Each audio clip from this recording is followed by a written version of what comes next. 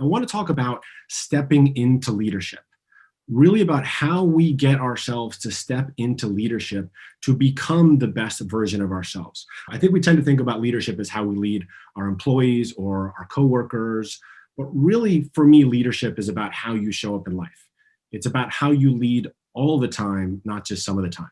You know, I'm a parent of 3 kids. I have an 8, 10, and 12-year-old. So every day is about leadership for me with how I'm leading them and how I'm modeling the behavior that I want to see in them by actually showing up as that leader myself. Leadership is also about, how we show up in relationships. It's being the one to go, you know what, I could keep fighting and keep trying to be right on this, or I can think, how can I get us out of this funk? How can I push us through this challenge? How can I show up as a leader to be the best version of myself, to help guide my partner, my spouse, to be a better version of him or herself? And leadership is also just about how we treat everybody in the world. It's how we treat the person bagging our groceries. It's how we treat the other parents on the sideline of the soccer field, which, I've got 2 boys who do soccer practices and soccer games. Sometimes it's a crazy environment. So leadership is about all those situations in life and how we show up as our best selves in a way where we are bringing people up to be their best selves. Leadership begins internally, not externally. Learn to lead yourself first with how you treat yourself, how you push yourself, and what you demand from yourself. When you learn to lead yourself, others will see it and begin to follow your example. That is the essence of true leadership. If you're a leader, you are going to be challenged every day. If you're a business owner, you know what it's like. Again, I have 25 team members now. I had to face challenges of getting up to 5 team members and then 10 team members. And years ago, 5 team members was overwhelming to me.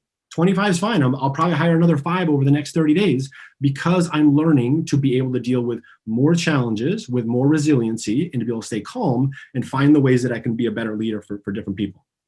There's no difference for you. There's no difference in you and what you're capable of, whether you have a business where you're doing $100,000 in sales or $10 million in sales. Like, you are capable of any of those levels. It's a matter of how you're showing up in the world and whether you're able to deal with the challenges that come up as you grow a business or as you lead a team or as you grow a family, right? I mean, the most challenging business I run is the one in my household with 3 kids. That is where I'm challenged the most. If my employees ever acted the way my kids do to me, oh my God, I don't know. I think I'd yell at all of them and be like, I can't take you guys as employees. But that's the biggest challenge. So I say, if you can manage your kids and team members, employees, coworkers, bosses, they're way easier than kids are. Let's go ahead and jump into doing some tapping. And so I want to tap on getting calm. And I want you to think specifically about what type of challenge are you facing right now where you need to show up as a better version of yourself, as a better leader. Again, this can be in a relationship with your spouse.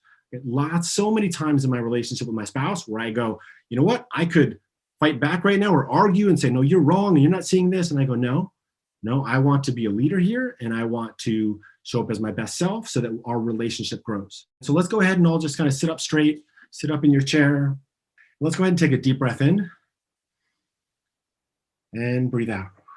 And I want you to think about this challenge that you're facing right now. Whether, as I said, it's leading a team member, leading yourself. As I said, it's always about leading ourselves, even when we're leading somebody else.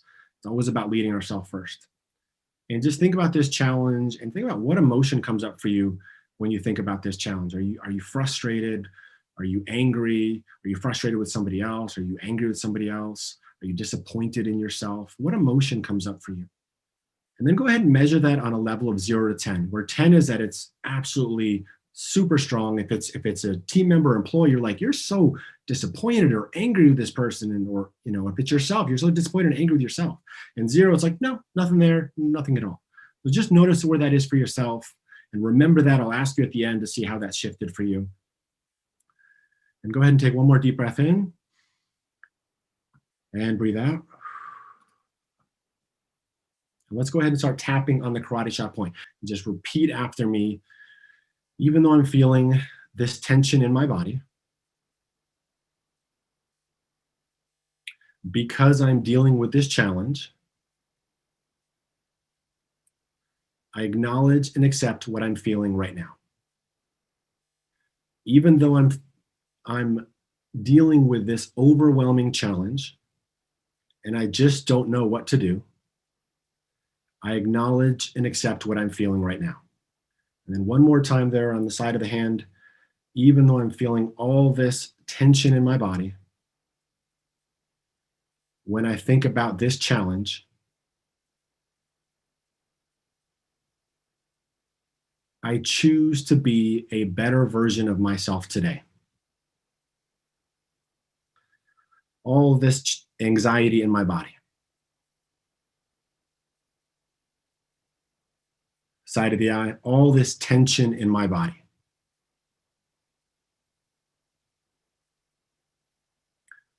Under the eye, I'm so frustrated with, and then fill in that blank for you. I'm so frustrated with, and put that in for you. Fill in that blank for you.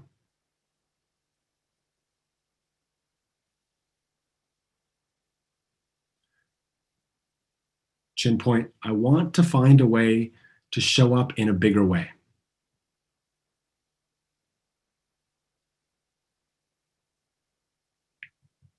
Collarbone point, I know this challenge is here for a reason.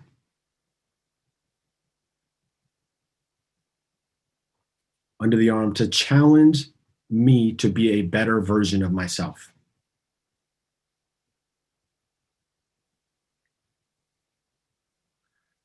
Top of the head, to step up as a bigger leader.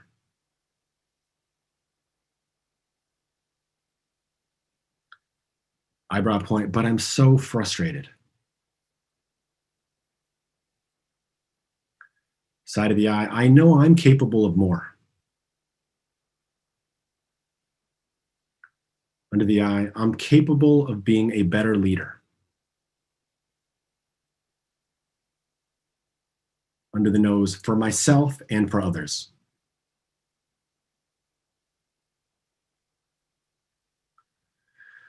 Chin point, how could I show up in a bigger way?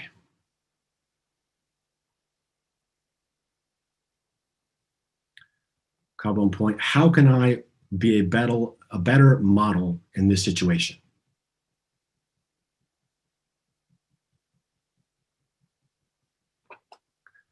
Under the arm, I think I'll start by just calming it all down.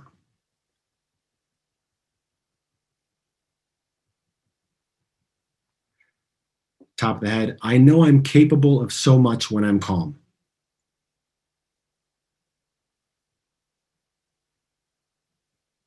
Eyebrow point, so I choose to breathe in this moment. Side of the eye, and allow this tension to release from my body.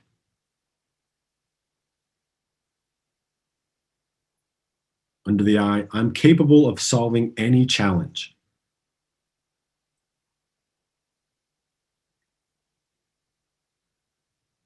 Under the nose, I choose to start by leading myself.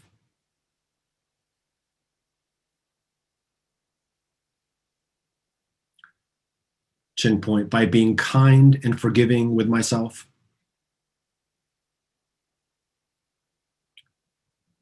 Collarbone point, by being loving and nurturing to myself.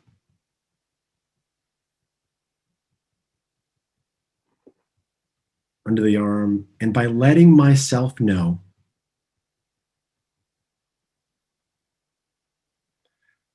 top of the head that regardless of the challenge, I am okay.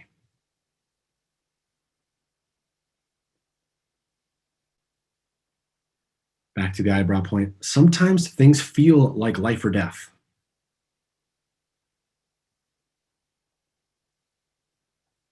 Side of the eye, when I feel conflict with others or myself.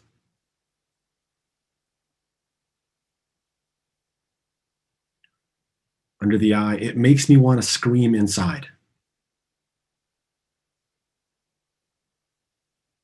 Under the nose, but I choose to breathe in this moment.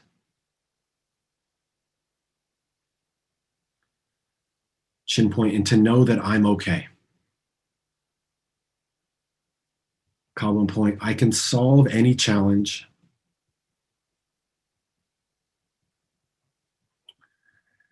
By leading myself internally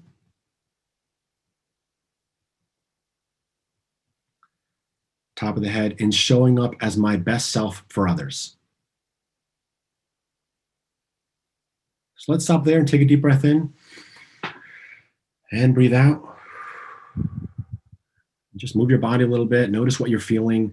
If you had some tension somewhere in your body, if it was in your knee, move that knee a little bit and go, well, is that shifted at all?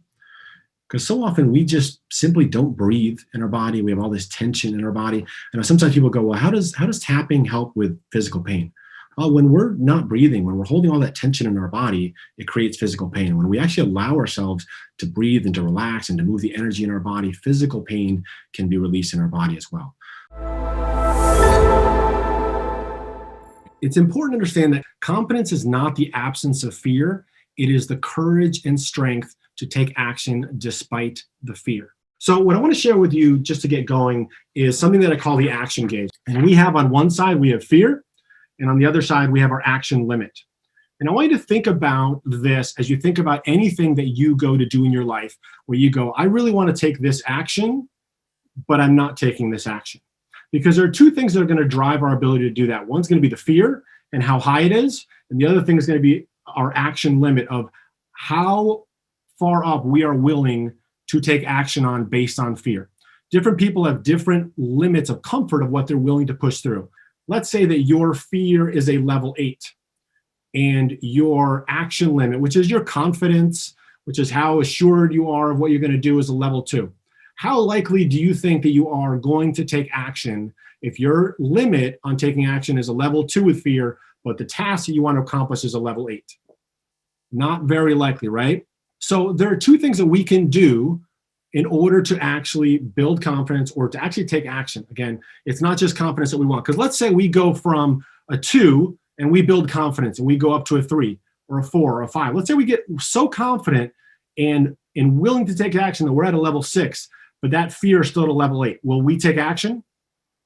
We're still not going to take action, right? So what we're doing is we're building confidence. So you're going, well, wait a second, I'm building confidence. I think I can do it, but why am I still not willing to take action? Why am I still feeling stuck and unwilling to move my life in the direction that I want? So there's two things that we have to think about when it comes to actually taking action. There's two things we can do. Number one is we can lower the fear and we can raise our comfort level with discomfort. We can raise our action limit of what we have. So very often people get stuck in feeling like, oh, I'm not confident enough, or they feel like, you know what, in order to take action, I got to be at a level 10. Guess what? If you wait to be at a level 10 with your action and comfort, you're just never going to take action, because you get to this after lots of taking action at 2 and 3 and 5 and 7. But what we want to do is we want to lower the fear that we have to a level that is below the limit of where we'll take action. So let's say right here, we lower that fear all the way down to a 3, and we raise our action limit up to a 5. All of a sudden, we got this gap. And so what we want to do, what we want to think about in life, is we want to think about how we create that gap. Brandon mentioned the Tapping Solution app. I hope you all go ahead and download that and check that out. So what we're going to do today is we're going to go ahead and jump into actually doing some tapping to actually become more confident. So here's where we're going to start. When we start to do the tapping, we're going to tap on the karate chop point, which is the side of the hand. Let's go ahead and take another deep breath in. Just kind of ground ourselves in our body. And breathe out.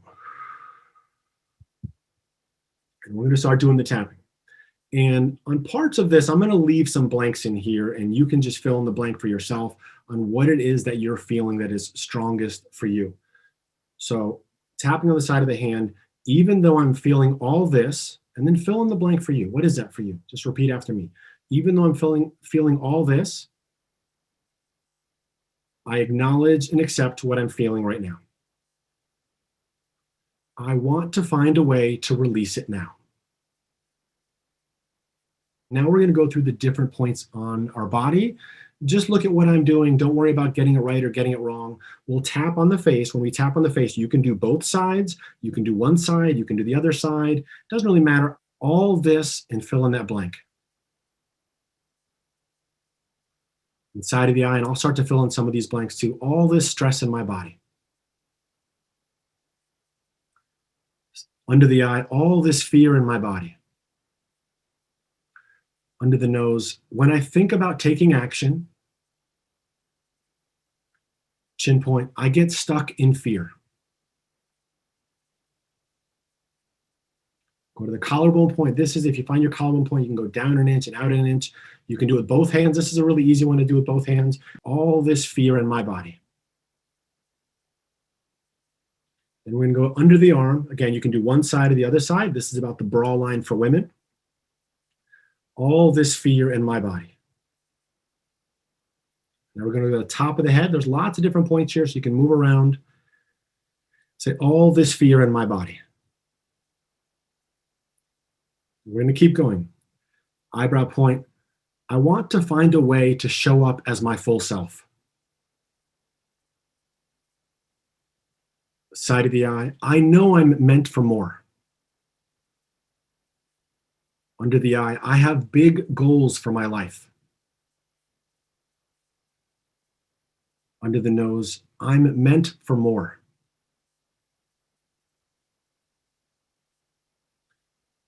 Chin point, because I choose more for my life.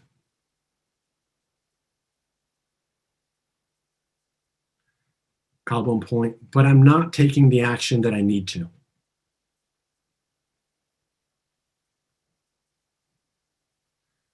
Under the arm, I've been stuck in fear and stress and overwhelm.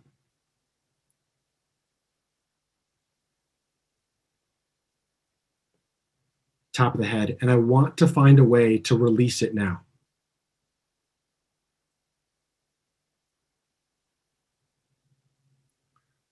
Eyebrow point, when I think about this thing I want to achieve,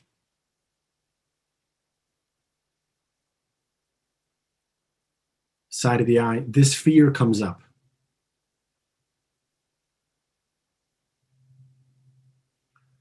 Under the eye, maybe it's the fear of messing up. Under the nose, or the fear of what other people will think of me. Chin point, I get stuck in all this fear. Collarbone point, and so I don't show up as who I know I am. Under the arm, but I choose to shift that now.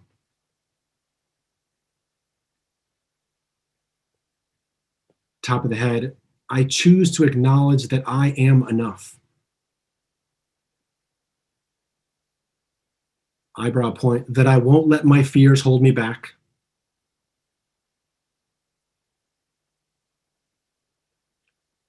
Side of the eye, that I won't let my past hold me back.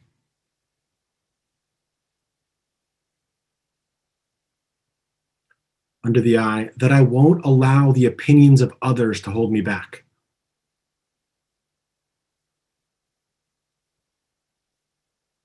Under the nose, I choose more for my life right now.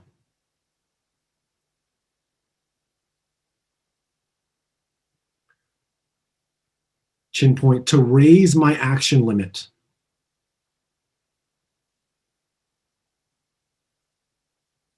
Collarbone point, to raise my comfort level with discomfort.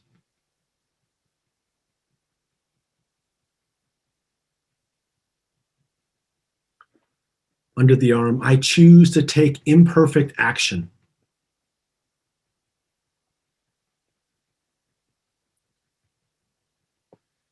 Top of the head, and knowing that I am enough and that I am safe. I'm going to go ahead and stop there and take a deep breath in and breathe out. And just feel into your body and notice what you're feeling, what came up for you.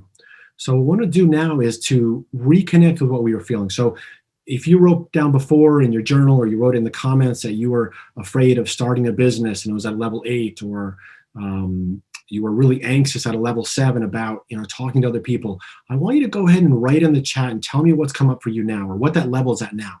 So notice in, feel into your body, and let me know what you were at before and what you're at now. So maybe you were at an 8 before and you're at a 4 now. Maybe you were at a 7 before and you're at a 3 now. Or maybe you were at an 8 before and you're at a 7 now and it really hasn't shifted too much. What the number does is it gives us feedback. And if that wasn't exactly what we needed to tap on, we can find other ways. Maybe that wasn't the core issue of what you needed to tap on. Now remember, going back to this, what we need to do with whatever we're feeling in any moment, whatever that next step is for you, where you need to build that confidence to take action, is we just want to get those numbers down. So if we were living at a 4, all of you, if you're thinking about your task at an 8, it might be down to a 3 now. And maybe you raise your action limit, and now you got that gap to go, hey, you know what? Maybe I'm willing to take some action on this. Maybe I'm willing to put myself out there.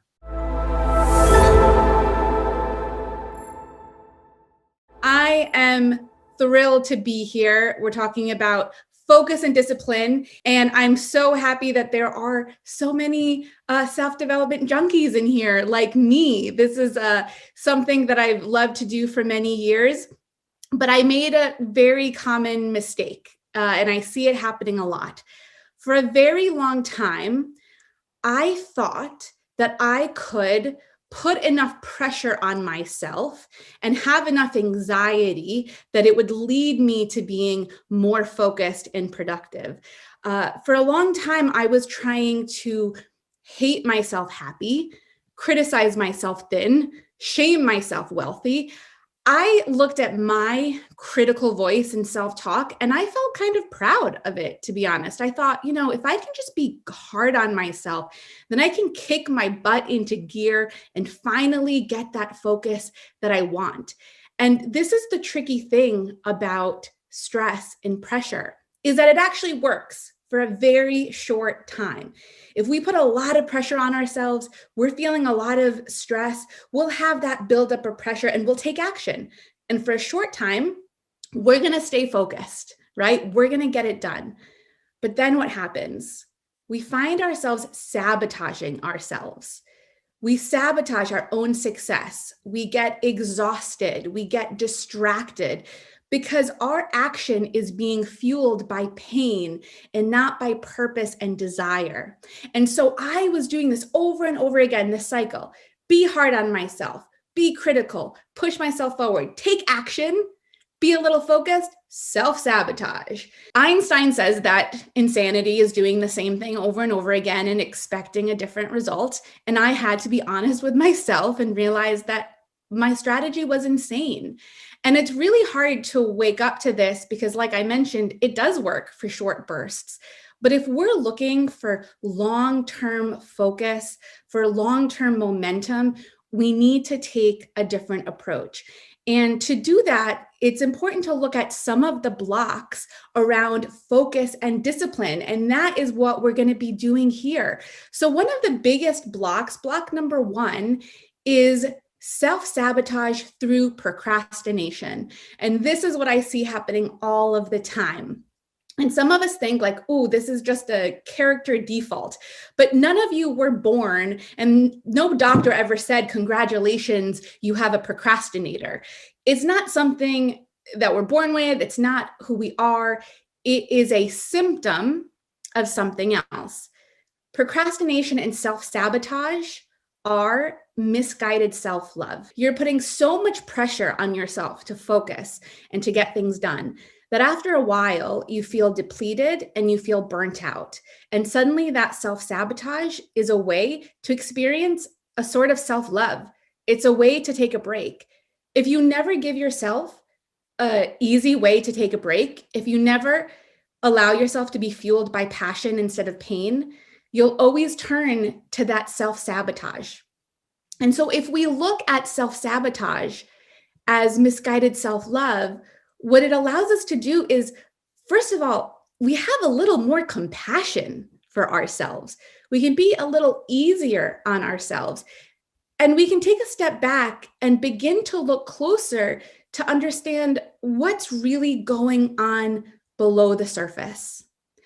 Your subconscious mind has one focus, which is to keep you safe. All it wants is safety. And what's safe? Certainty. What's familiar? Staying the same. Sometimes being stuck and miserable feels safer than getting focused and moving forward. Everything is about safety. And so I look at my purpose and my passion is to help other people's hearts know that it's safe to change. If you feel safe to dive into something and to commit, you're better able to do that.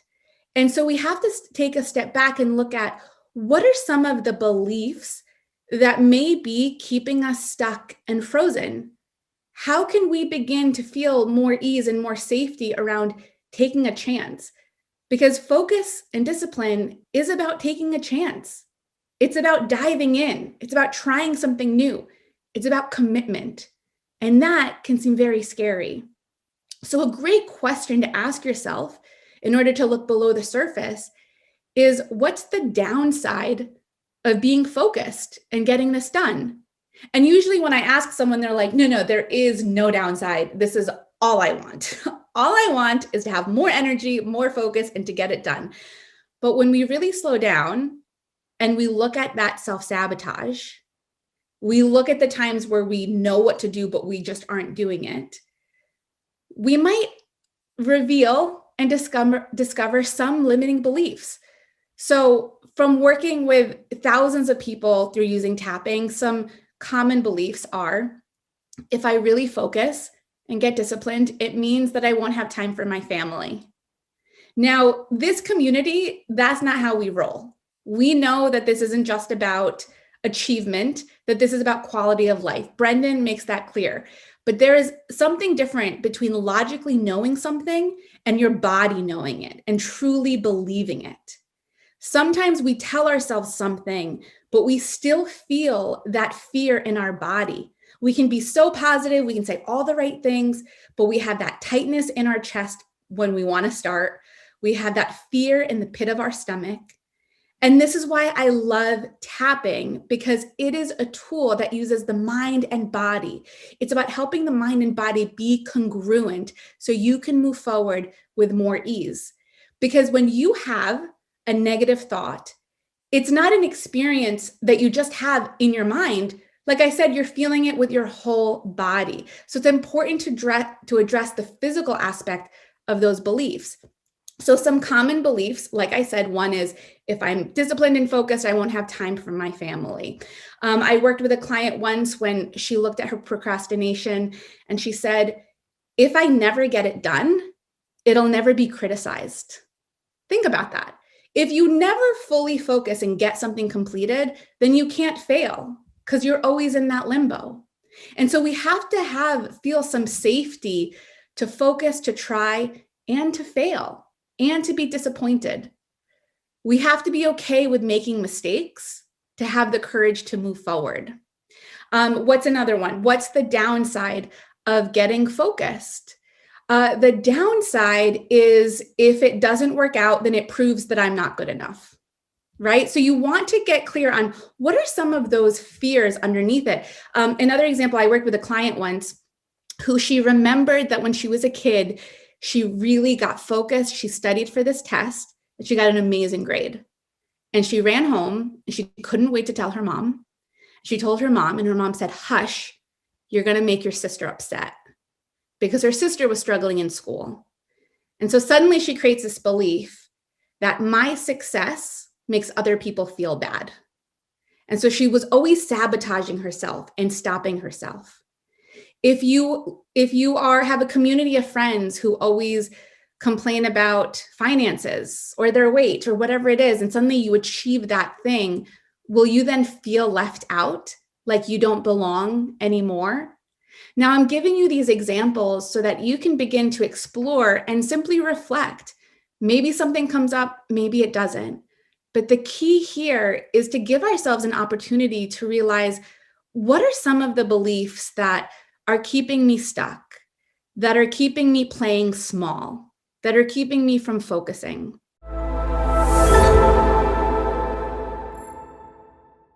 We want to talk today about what trauma is, how it impacts our lives, and really to remove the stigma of trauma. And so my number one intention when it comes to this topic of trauma is to give a voice to all of the men and women who I know struggle with this topic on a regular basis, to let them know that if you're struggling in a relationship, if you're struggling to feel like you're normal, if you're struggling to live what you would consider to be a normal life, to know that you are not broken.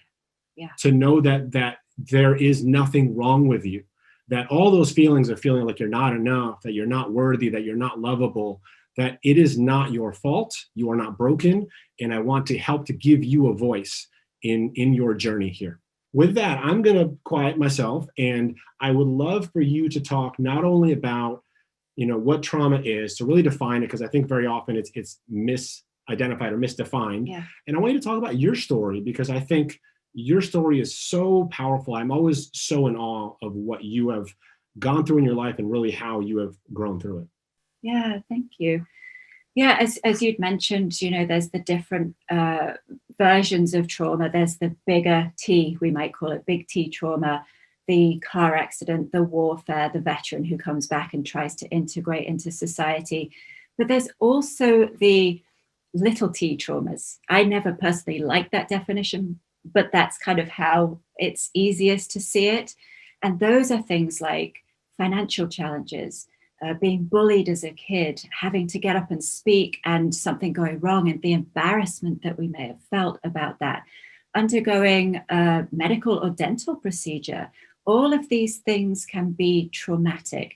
And for me, what the most important thing around trauma, any kind of trauma, to understand is that it isn't what anyone else perceives it to be. It's about, if it felt traumatic, then it was.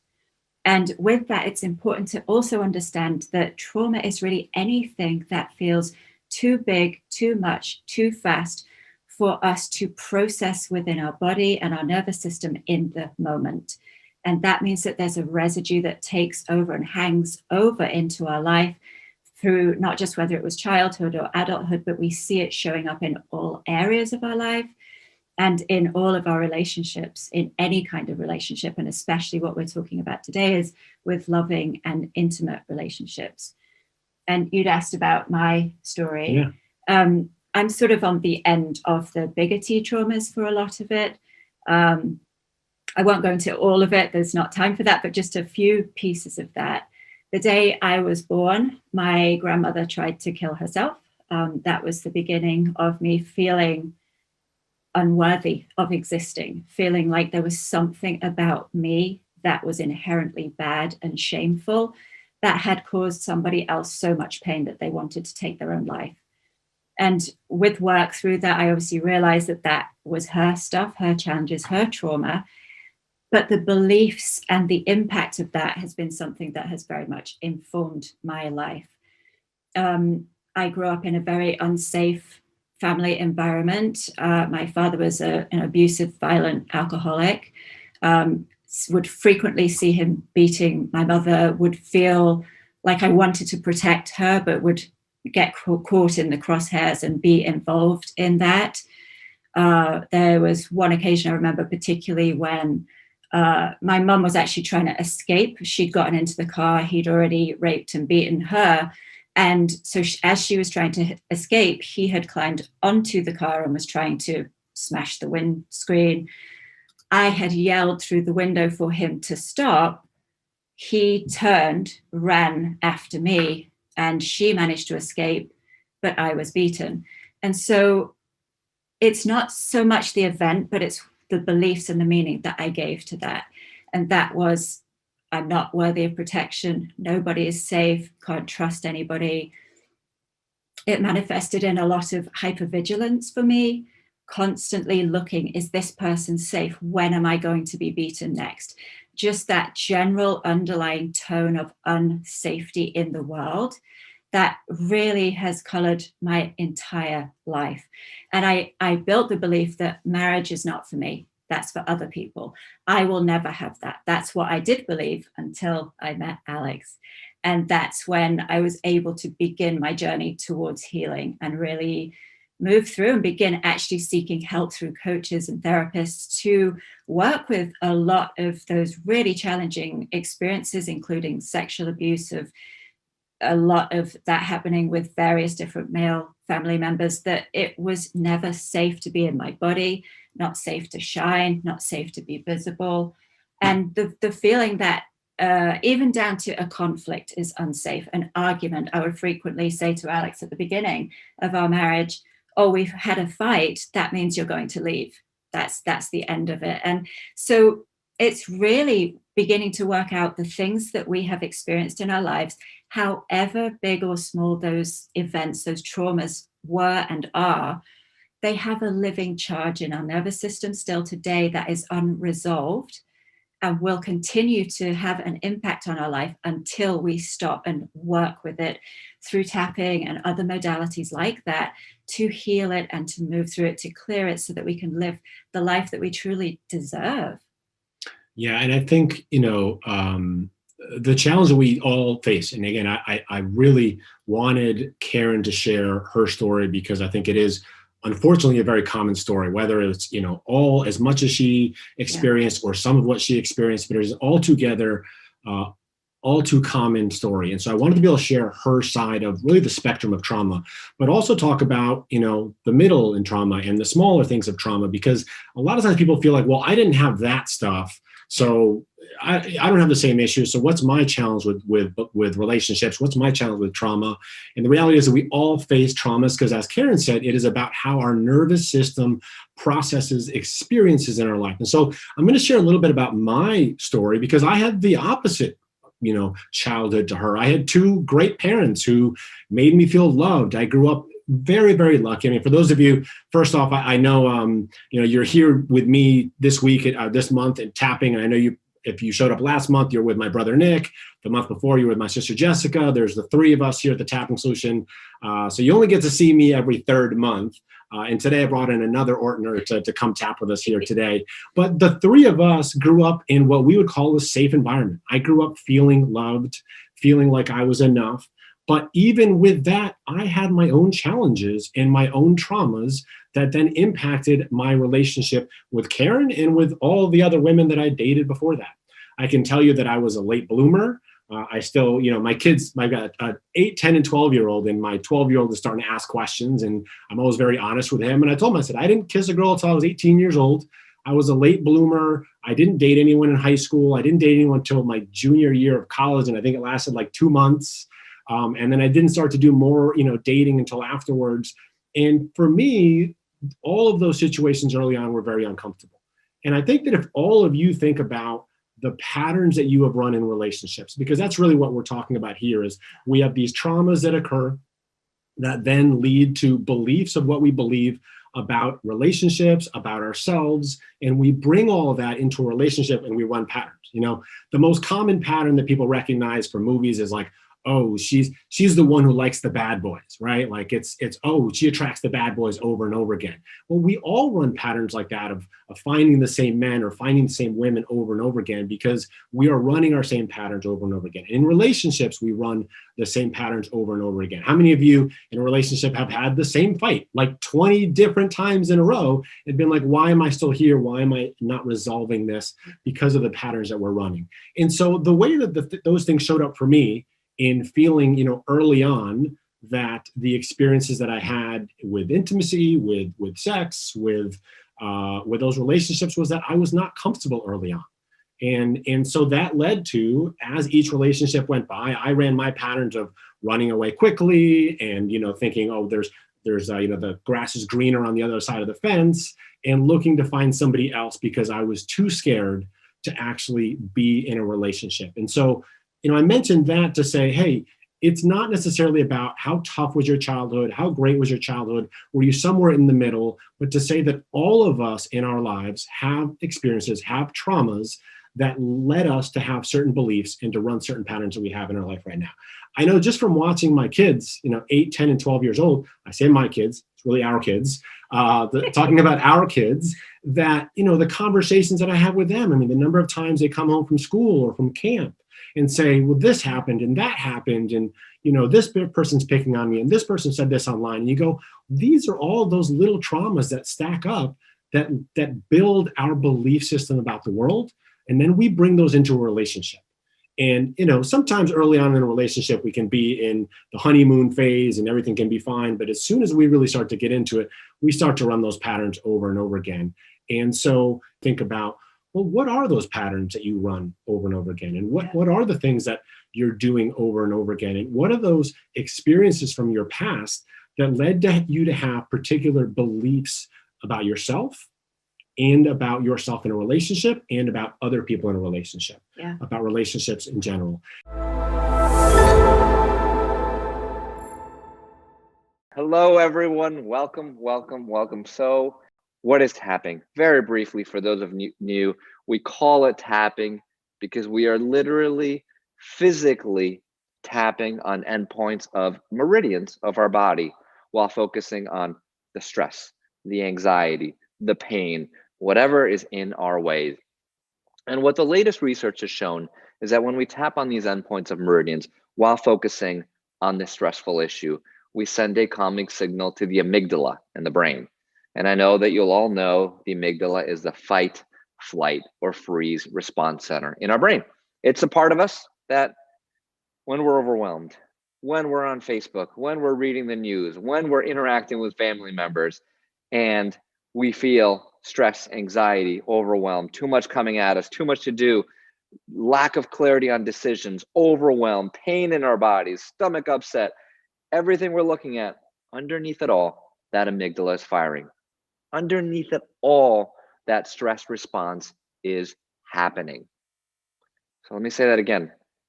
Family relationships, pain in our bodies, the news, COVID, all these things, any place in your life where you feel stuck, where you feel like something isn't working properly, where you want something to change, I guarantee you that associated with that challenge is a stress response somewhere. Somewhere along the way, your body's activating that stress response. Now, a challenge with that stress response in particular is what happens when we're stressed? The blood flows away from our forebrain into our arms and legs, right? Fight, flight, or freeze. Why is it called that? Because it's a part of us that is designed to fight, to freeze, to run, to do something about it. So the blood flows away from our brain into our arms and legs, away from our digestion, away from growth and repair into our arms and legs. So imagine this. You have a financial challenge. You're stressed about an upcoming bill. You started a project that's not going right where you think it's going to go. You want to write a book, but you keep getting stuck. You have this stress response firing. You think about the bill, you think about the mortgage, you think about everything you have to do. That stress response is firing. Now imagine we activate this. So we think, okay, when that fight or flight response is firing, I'm like being chased by a tiger or a lion, this ancient response, right? This ancient response to danger. So there you are. You're being chased by a tiger or a lion or a bear or whatever you want to imagine. You're feeling that stress. And I come jogging up next to you and I say, hey, I see you're having a challenge getting started on that book. I've got some ideas for you. What if you do this first? You look at me and you go, Nick, there's a tiger chasing me, right? Or I come to you and I go, hey, I know you're being chased by a tiger right now, but tell me about your dreams and goals. What's your vision for your life? What do you want to create in the world? What are you going to create today? And then you say, hey, I don't know if you noticed, but there's a tiger chasing me. When we are in this fight or flight response, we don't have the resources. We don't have the skill sets. We don't have the blood in our brain to make the decisions to transform our lives. What's so powerful about tapping, what's so powerful about anything that turns off that response, that brings us to that place of peace, is that when we do that, we activate our inner resources. We activate all that goodness and creativity and joy. All those things are available when we allow ourselves to relax, when we allow ourselves to feel safe, when we release trauma from the past, when we begin conditioning our body to let go. And if we look around at society, if we look around at, even work, most work environments are like, go, go, go, push, push, push. You're not doing enough. You got to do more. Get through the to-do list, overwork, get it done, get it done. And certainly, yes, there's times to do that, but what happens when we do that? I mean, how many of you have started something, had all this fire and energy? I mean, I did, I went to UPW in 2001, my first Tony event, right? So it's like you do the weekend, you come off the weekend, and you are just charging out the door. The next 3 days, you're planning and this and that and the other. You're just burning the midnight oil. And then by the fourth day, you're like, I'm done. I got nothing, right? I've used it up. willpower, this energy, it's a muscle. It is something that runs out. But I'm going to propose all the times we meet as your Growth Day coach when I come back is that there is a way to create that energy when you need it. And then there's a way to rest when you need to rest. There's a way to be focused and disciplined while being relaxed at the same time. And that is what's possible when we begin to train our body to feel differently, to relax, to let go. So, the theme for this month is wellness. And certainly tapping is very associated with wellness. What do we have when we're looking at wellness? We have food, diet, really important. We have supplements, the right medicines for you, whatever you need, that extra care. We have exercise, we have sleep, we have these staples. Then we have this new world of stem cells and biohacks and this, that, and the other. And I'm a fan of all that. I listen to all the podcasts and I try the supplements and I do this, that, and the other.